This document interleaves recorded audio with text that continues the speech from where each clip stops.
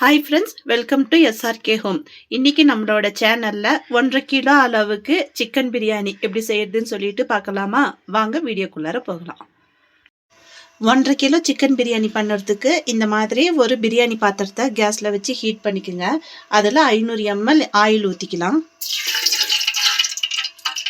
Oil heat ஆனனும் அடுத்து இதில் கொஞ்சமாக பட்டை, கிராம்பு, ஏலக்காய், பிரியாணி இலை போட்டு தாளிச்சிக்கலாம். கொஞ்சமாக கஸ்தூரி மேத்தி,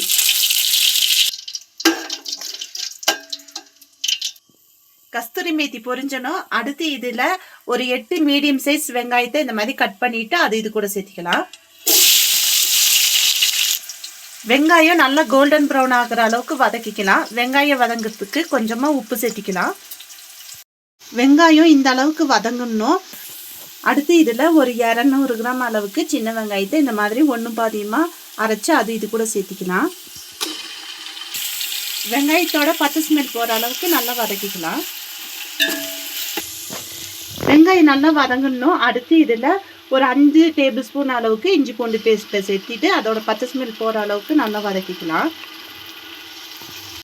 இஞ்சி பூண்டு வதங்கக்குள்ளார அதில் ஒரு 1/4 ஸ்பூன் மஞ்சத்தூள் சேர்த்தி வதக்கிக்கலாம். இஞ்சி பூண்டு நல்லா வதங்கணும். அடுத்து இதில் ஒரு கைப்பிடி அளவுக்கு கொத்தமல்லி, ஒரு கைப்பிடி அளவுக்கு புதினா சேர்த்து நல்லா வதக்கிக்கலாம். புதினா கொத்தமல்லி நல்லா வதங்கணும். அடுத்து இதில் ஒரு 10லிருந்து 15 பச்சை மிளகாய் இந்த மாதிரி சென்டரில் கீறிட்டு அது இது கூட சேர்த்துக்குங்க. அது கூடவே ஒரு மீடியம் சைஸில் 6 தக்காளி இந்த மாதிரி கட் பண்ணி அதுவும் இது கூட சேர்த்திட்டு நல்லா வதக்கிக்கலாம். தக்காளி வதங்கக்குள்ளாரியே அடுத்து இதில் உங்கள் காரத்துக்கு தேவையான அளவு மிளகாய்த்தூள், 1 ஸ்பூன் கரம் மசாலா சேர்த்திட்டு அதோட பச்சை ஸ்மெல் போகிற அளவுக்கு நல்லா வதக்கிக்கலாம்.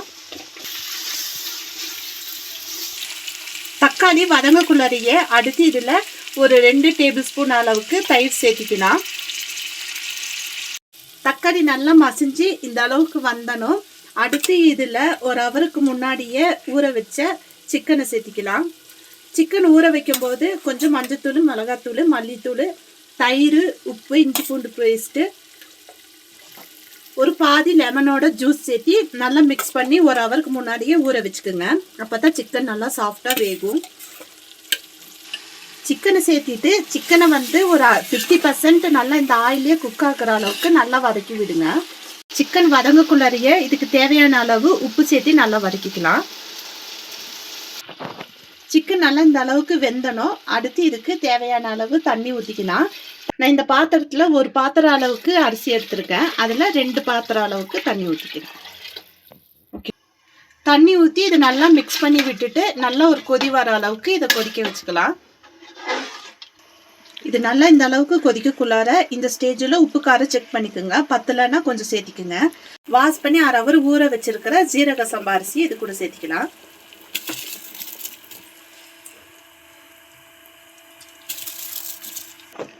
அரிசி சேர்த்திட்டு நல்லா இப்படி மெதுவாக மிக்ஸ் பண்ணி விடுங்க. அரிசி போடும்போது தண்ணி நல்லா வடிச்சிட்டு சேர்த்திக்குங்க. அடுத்து இதில் ஒரு லெமனோட ஜூஸு அதை இது கூட சேர்த்திக்கலாம். லெமன் ஜூஸ் சேர்த்திட்டு இதை நல்லா மிக்ஸ் பண்ணி விட்டுருங்க.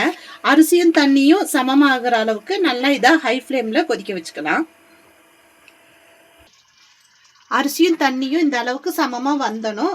அடுத்து இதை தம்மு போட்டுக்கலாம். பழைய தோசைக்கல்லை ஒன்று அடியில் வச்சுட்டு தம்மு போட்டுக்கலாம். தம் போடுறதுக்கு முன்னாடி இதில் ஒரு 2 ஸ்பூன் அளவுக்கு நெய் சேர்த்திக்கலாம்.